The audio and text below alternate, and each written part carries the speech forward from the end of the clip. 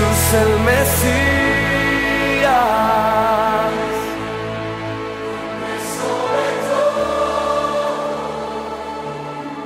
Amigos, estamos ya en el 8 de julio y el Evangelio, cuando vayamos a celebrar la Eucaristía, nos va a presentar ese momento en que Jesús entra por primera vez ya como su presentación como Mesías. Ha empezado ya a predicar por otros lugares de Israel, entra en la sinagoga de su pueblo, de Nazaret.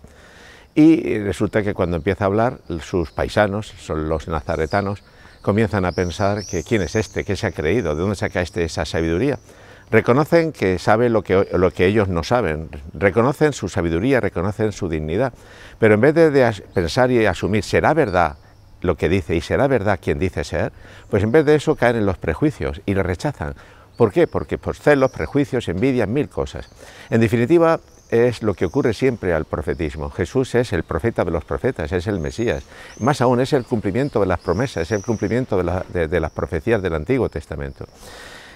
A cualquier profeta en el Antiguo Testamento lo que nosotros destacamos es, en primer lugar, que es enviado por Dios. En segundo lugar, que el profeta siempre es un signo, porque siempre el profeta corrige, alienta, da esperanza. Al mismo tiempo, el profeta es un testigo, pero también recibe en muchos momentos el rechazo.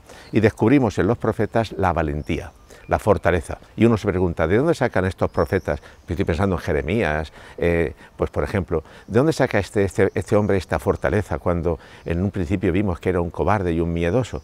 Pues es la fuerza de Dios. El profeta siempre está al servicio del pueblo de Dios. Así fue en el Antiguo Testamento. Pero bien diréis, esto es algo de ayer. No, esto es algo de hoy. El profetismo hoy existe, porque la Iglesia es profeta, porque tú y yo, nosotros por el bautismo somos sacerdotes, profetas y reyes. El profetismo siempre es molesto en muchos, siempre, la mayor parte de las circunstancias es molesto para la sociedad en la que vive. Y si un profeta, un cristiano hoy como Iglesia existe y existimos en el mundo, es porque primero somos enviados por Dios, por el bautismo tenemos una misión. En segundo lugar, vivimos en un contexto, en un mundo en el que se rechaza a Dios en muchos momentos. Se rechaza la palabra de Dios y rechaza la verdad. Luego un cristiano, tú y yo, la Iglesia está en el mundo como enviada por Dios para anunciar la verdad. Y eso en muchos momentos molesta, somos molestos. ¿Y qué ocurre? Pues puede ocurrir que con nosotros hoy como profetas, todos, vosotros y yo como laicos y no solo como sacerdotes, nos podemos encontrar, en primer lugar, el rechazo. Eso es evidente. Y en segundo lugar, nuestra propia debilidad, nuestro propio pecado. Pero ¿cómo yo voy a anunciar? ¿Cómo voy a ser profeta si soy pecador, si cometo errores, si no estoy a la altura? No importa. Bueno, sí que importa, pero no importa, porque Dios, si te envía, te da la gracia también para que puedas cumplir tu misión. Hoy, el mundo en el que vivimos necesita hombres y mujeres de esperanza, hombres y mujeres que sean profetas, que anuncien la verdad, que anuncien el Evangelio. El problema es que ante el rechazo de la sociedad, en muchos momentos nosotros nos cansamos, en muchos momentos nos llenamos de miedo, de pavor.